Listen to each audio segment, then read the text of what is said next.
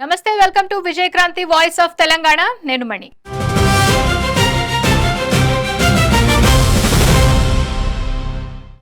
గత ప్రభుత్వ హయాంలో నిర్మించిన మిడ్ మానేరు ప్రాజెక్టులో అక్రమాలు జరిగాయా? వందల కోట్ల ప్రజాధనం లూటీ అయిందా? అవినీతి ఏ స్థాయిలో జరిగింది? బాధ్యులెవరు? విజిలెన్స్ కమిషన్ నివేదికలో ఏం చెప్పింది?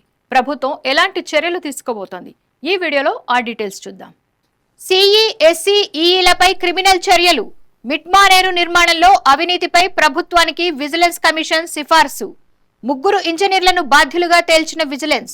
240 కోట్ల మేర ప్రజాధనం దుర్వినియోగమైనట్లు గుర్తింపు.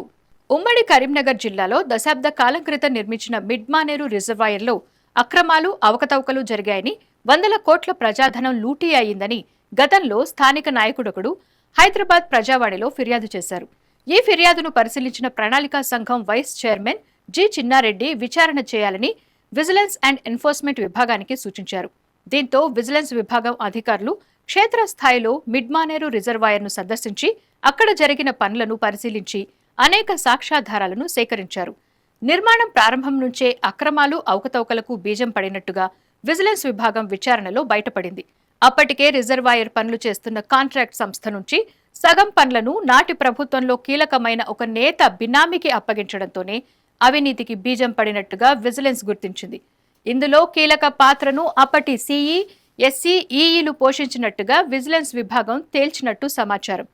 నిర్మాణ పనులను ఇంజనీర్లు సరిగా పర్యవేక్షించకుండా నిమ్మకు నీరెత్తినట్టుగా వ్యవహరించడంతోనే అప్పట్లో మిడ్ మానేరు కట్ట కొట్టుకుపోయినట్టుగా విజిలెన్స్ విచారణలో బయటపడిందని తెలుస్తోంది.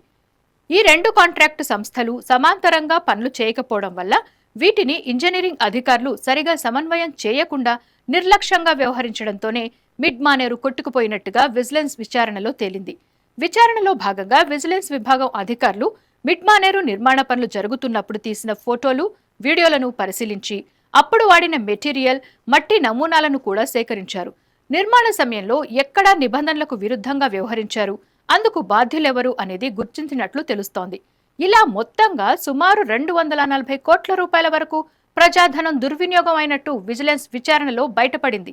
మిడ్ మానేరు ప్రాజెక్టు నిర్మాణ సమయంలో కీలక బాధ్యతలు నిర్వర్తించిన CE Anil Kumar, SE Srikanth Rao, EE Ashok కుమార్లు దీనికి పూర్తిగా బాధ్యులని, వారిపై క్రిమినల్ చర్యలు తీసుకోవాలంటూ విజిలెన్స్ విభాగం నివేదికలో సిఫార్సు చేశారు. ఈ నివేదికను పరిశీలించిన విజిలెన్స్ కమిషన్ తాజాగా నీటిపారుదల శాఖ ప్రిన్సిపల్ సెక్రటరీకి అందజేసింది. ఇది వారి నుంచి చీఫ్ సెక్రటరీకి, ఆపై నీటిపారుదల శాఖ మంత్రికి, చివరికి ముఖ్యమంత్రికి చేరుతుంది.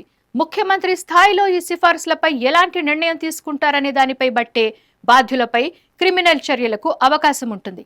మరి సీఎం ఏం చేస్తారో చూడాలి. దీనిపై మీ అభిప్రాయాలను కామెంట్స్ రూపంలో చెప్పండి. వీడియో నచ్చితే లైక్, షేర్ చేయండి.